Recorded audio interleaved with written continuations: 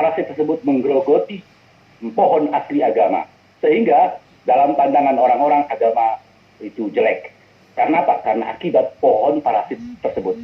Nah, di antara tafsir-tafsir yang dipelintir dan sejarah-sejarah yang dipelintir, umpamanya tentang Golden Era, kalangan-kalangan muda Islam untuk melangkah ke depan menghayalkan, menghalusinasi tentang Golden Era, kejayaan Islam.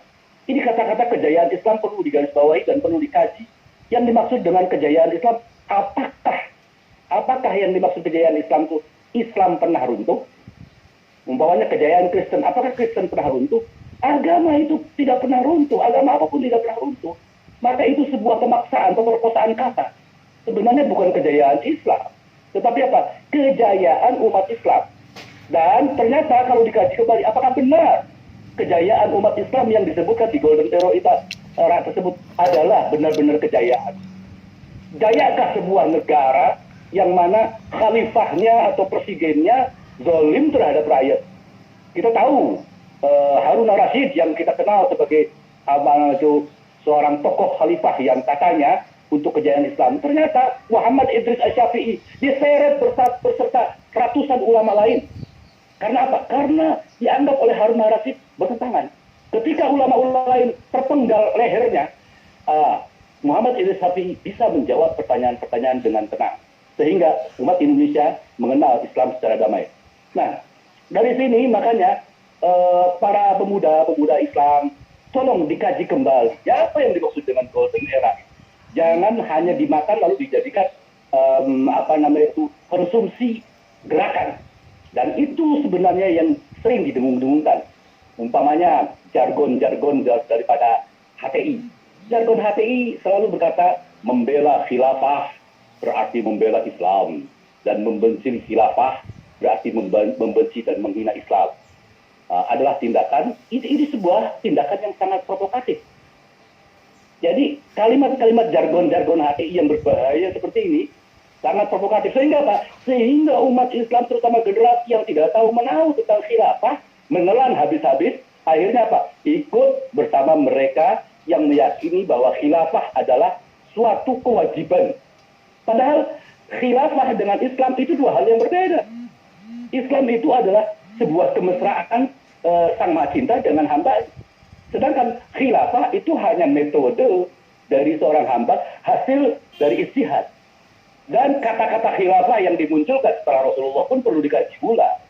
Karena apa? Karena dari dulu sampai sekarang, orang-orang itu menggunakan dalilnya, yaitu tentang ini ja'ilun fil ardi khalifah. Aku jadikan di muka bumi ini khalifah. Lalu mau diartikan apa kata khalifah itu? Kalau diartikan pemimpin, salah besar. Kenapa? Karena setelah itu ayatnya, ataj'alu fiha ma yufsidu fiha wa yusfiku dima. Apakah engkau akan menjadikan di dalam bumi ini orang-orang yang menumpahkan darah dan membuat kerusakan? Jadi diksi khilafah ini perlu dikaji. Bukan pemimpin artinya pada awalnya. Dan ayat itu bukan sebuah perintah untuk adanya khilafah, bukan. Ayat itu memberitakan, ini berita bukan perintah. Ayat itu memberitakan bahwa Allah menjadikan pengganti. Loh, khilafah itu pengganti bukan pemimpin. Makanya di Suriah itu sering digaungkan kata-kata khilafah, dan sama dengan di Indonesia, yaitu apa? Ganti presiden. Oh, ganti. Jadi khilafah maknanya bukan pemimpin sebenarnya, tetapi apa? Ganti.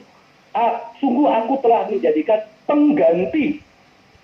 Nah, pengganti siapa? Pengganti makhluk-makhluk sebelumnya. Makanya wajar setelah itu para malaikat menyampaikan kalimat seperti itu. Apakah engkau akan menjadikan yang menumpahkan darah?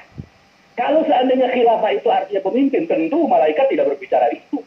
Nah ini salah satu secara psikologi dipelintir, tafsir-tafsir yang dipelintir oleh kalangan-kalangan intoleran. Ini yang perlu dikaji. Kemudian mengenai judul saat ini, para ibu, bapak, peserta webinar sekalian, mohon dengan sangat, mari kita sama-sama bersama grup agama cinta ini menyebarluaskan kedamaian, terutama wabil khusus para ibu-ibu. Kenapa para ibu-ibu? Karena tembakan yang paling awal adalah generasi. Sedangkan ibu adalah pendidik, Al-Umum Madrasatul Ula. Ibu adalah pendidik yang pertama, sekolah yang pertama. Nah, maka kepada para ibu-ibu, ibu-ibu sekarang harus cerdas, harus mengerti.